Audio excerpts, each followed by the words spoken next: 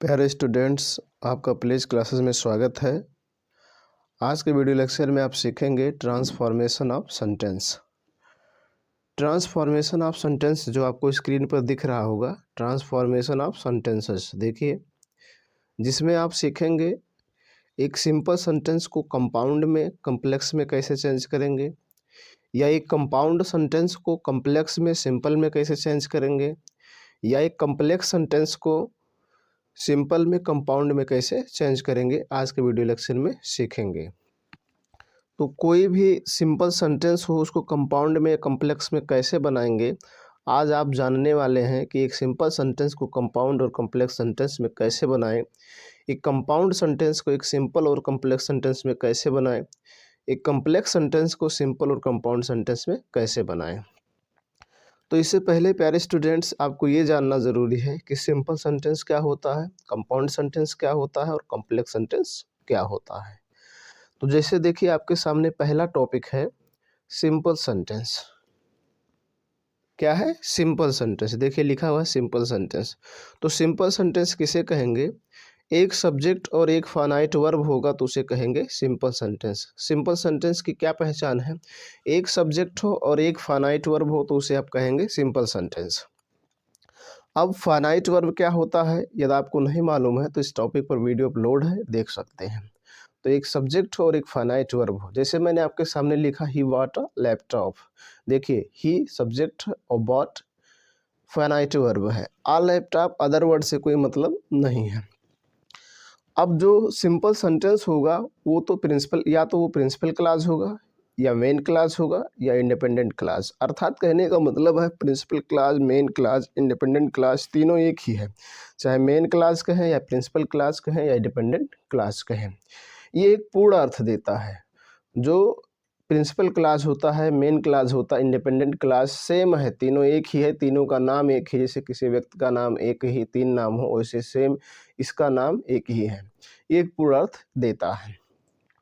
अब आप जानेंगे कंपाउंड सेंटेंस क्या होता है। कंपाउंड सेंटेंस दो या दो से अधिक प्रिंसिपल क्लास, दो या दो से अधिक प्रिंसिपल क्लास या इंडिपेंडेंट क्लास होंगे, सभी पूर्ण अर्थ देते हैं। मतलब दो होंगे या दो से अधिक होंगे, होंगे क्या? प्रिंसिपल क्लास या इंडिपेंडेंट क्लास। मैं बार बार कह रहा हूँ, चाहे आप प्रिंसिपल क्लास कहें या इंडिपेंडेंट क्लास, सभी पूर्ण अर्थ देते हैं। जैसे मैंने आपके सामने लिखा है, she is ill so she is absent. देखिए, शी इज इल ये एक सेंटेंस है और शी इज एब्सेंट ये भी एक सेंटेंस है। ये दोनों पूरा पूरा अर्थ देते हैं। शी इज इल वह बीमार है, शी इज एब्सेंट वह अनुपस्थित है। तो दोनों पूर्ण अर्थ देते हैं और दोनों ही प्रिंसिपल क्लास होते हैं, दोनों ही इंडिपेंडेंट क्लास होते हैं। चूंकि ये सो से जुड़ा है, सो आपका कोऑर्डिनेटिंग कंजक्शन है। कोऑर्डिनेटिंग कंजक्शन से जुड़े होने के कारण इसको आप कोऑर्डिनेट क्लास भी कह सकते हैं, कोऑर्डिनेट क्लास भी कहेंगे। अर्थात जब कोऑर्डिनेटिंग कंजक्शन से जुड़ा होगा तो उसे कोऑर्डिनेट क्लास कहेंगे। जो कंपाउंड सेंटेंस होता है वो कोऑर्डिनेटिंग कंजक्शन से जुड़कर ही बनता है। कंपाउंड सेंटेंस तभी बनेगा जब उसमें कोऑर्डिनेट कंजक्शन लगा हो। तीसरी टॉपिक आती है, प्यारे स्टूडेंट्स, आपके सामने तीसरा टॉपिक है कॉम्प्लेक्स सेंटेंस। कॉम्प्लेक्स सेंटेंस क्या होगा? एक प्रिंसिपल क्लास होगा और एक या एक से अधिक सबऑर्डिनेट क्लास होगा। एक प्रिंसिपल क्लास होगा और एक ही हो सकता है या एक से अधिक हो सकता है सबऑर्डिनेट क्लास। जैसे मैंने आपके सामने लिखा, as she is ill she is absent. तो देखिए, एक प्रिंसिपल क्लास होगा और एक सबऑर्डिनेट क्लास होगा। तो सबऑर्डिनेट क्लास उसे कहेंगे जो सबऑर्डिनेटिंग कंजक्शन से जुड़ा हो। तो सबऑर्डिनेटिंग कंजक्शन आपका एज है और एज से ये सेंटेंस जुड़ा हुआ है, इसलिए इसको कहेंगे सबऑर्डिनेट क्लास। क्या कहेंगे? Subordinate class. तो जब ये सबऑर्डिनेट क्लास हो गया तो ये आपका है प्रिंसिपल क्लास। क्या है? Principal class. ठीक, ये सबऑर्डिनेट क्लास है और ये प्रिंसिपल क्लास है। तो एक प्रिंसिपल क्लास होगा और एक या एक से अधिक सबऑर्डिनेट क्लास होगा। तो जो कॉम्प्लेक्स सेंटेंस बनता है वो सबऑर्डिनेटिंग कंजक्शन से बनता है, कंपाउंड सेंटेंस बनता है वो कोऑर्डिनेटिंग कंजक्शन से बनता है, और सिंपल सेंटेंस एक साधारण होता है जिसमें एक सब्जेक्ट और एक फाइनाइट वर्ब होगा। अब प्यारे स्टूडेंट्स, आपको ये जानना जरूरी है कि सबऑर्डिनेटिंग कंजक्शन कौन कौन है। तो देखिए, आपके नीचे आपको दिख रहा होगा स्क्रीन पर सबऑर्डिनेट कंजक्शन। तो सबऑर्डिनेट कंजक्शन जितने आप देख रहे हैं सभी सबऑर्डिनेट कंजक्शन है। हु, वर, who, where, which, how, why, when, that, whose, where, what, as soon as, no sooner than, before, after, as, because, since, though, although, so that, if, unless, in case, lest, in order that, so that, as if, as though, as like, as, so as, ये सारे आपके subordinate conjunction है। अब इन कंजक्शनों से अगर कोई जुड़कर कोई सेंटेंस बना है तो वो आपका होगा कॉम्प्लेक्स सेंटेंस। क्या होगा? Complex sentence. ये सबऑर्डिनेट कंजक्शन है, तो इनको आप नोट कर सकते हैं नोटबुक में और इनको मेमोराइज कर सकते हैं कि सबऑर्डिनेट कंजक्शन कौन कौन है, क्योंकि सबऑर्डिनेट कंजक्शन मालूम रहेगा तभी आप कॉम्प्लेक्स सेंटेंस का निर्माण कर पाएंगे, अन्यथा आप कॉम्प्लेक्स सेंटेंस का निर्माण नहीं कर पाएंगे। प्यारे स्टूडेंट्स, अगला है कोऑर्डिनेट कंजक्शन। कोऑर्डिनेट कंजक्शन को भी आपको याद रखना जरूरी है, जिसको एक ट्रिक के माध्यम से याद कर सकते हैं। फाइन बॉयज, फाइन बॉयज ये कोऑर्डिनेट कंजक्शन है जो सबसे ज़्यादा यूज किए जाते हैं। F for, A for and, N for nor, B for but, O for or, Y for yet और यस फॉर सो, ये फाइन बॉयज के रूप में जाने जा सकते हैं।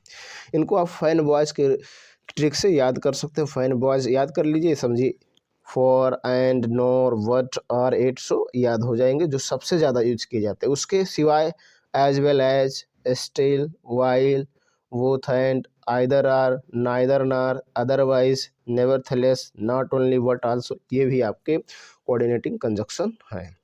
तो इनको अब याद रखे रहेंगे तो आप कंपाउंड सेंटेंस आसानी से बना ले जाएंगे।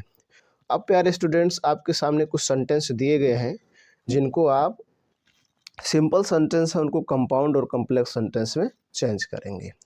तो देखिए पहला सेंटेंस है seeing a tiger he run away. Seeing a tiger he run away, शेर देखकर वह भाग गया। तो देखिए शेर देखकर वो भाग गया, ये है, ये और ये है। तो आपको ये ध्यान रखना है कि सीइंग अ टाइगर, शेर देखकर वह भाग गया, ये आपको कैसे बना। अगर इस चीज़ को जानना चाहते हैं तो आपको पढ़ना पड़ेगा सिंथेसिस।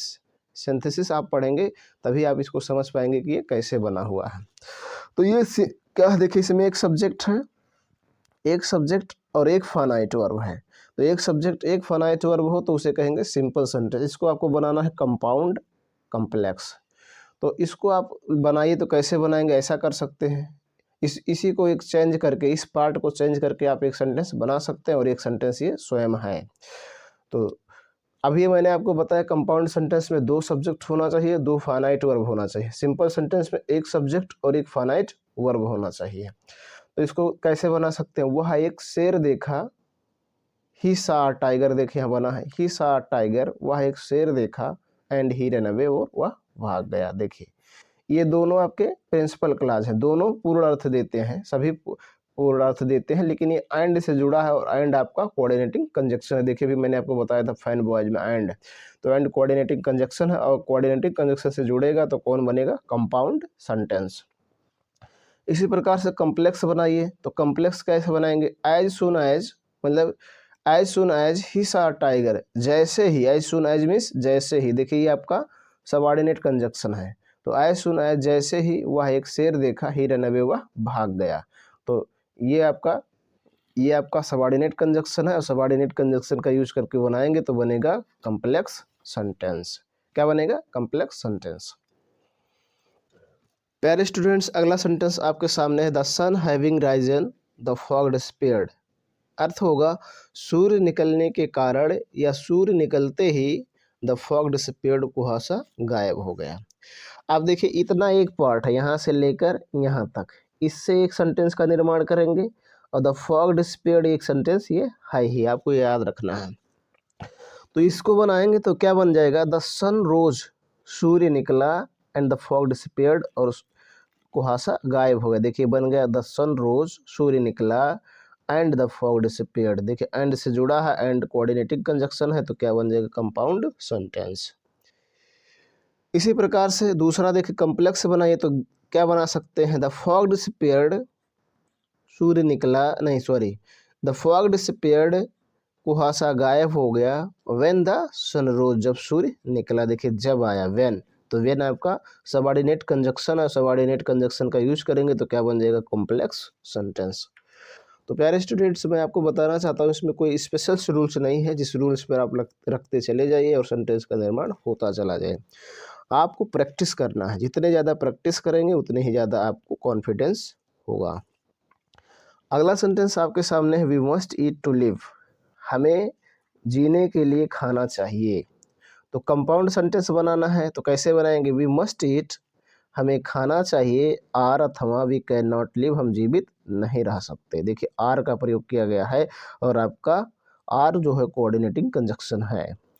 कॉम्प्लेक्स बनाए तो वी मस्ट ईट, हमें खाना चाहिए, so that we can live, हम जीवित रह सके। देखिए सो दैट, तो सो दैट आपका सबऑर्डिनेटिंग कंजक्शन है, सो दैट आपका सबऑर्डिनेटिंग कंजक्शन है, इसलिए बन गया कॉम्प्लेक्स सेंटेंस। तो आपको कोऑर्डिनेटिंग का प्रयोग करेंगे तो कंपाउंड बनेगा, सबऑर्डिनेटिंग का प्रयोग करेंगे तो कॉम्प्लेक्स बनेगा। तो आपको यूज करना कौन सा कंजक्शन उचित है। स्टूडेंट्स, अगला सेंटेंस आपके सामने है, in spite of his illness, उसके बीमारी के बावजूद, इन स्पाइट ऑफ मिस के बावजूद, Ravi attended the meeting, Ravi meeting में उपस्थित हुआ।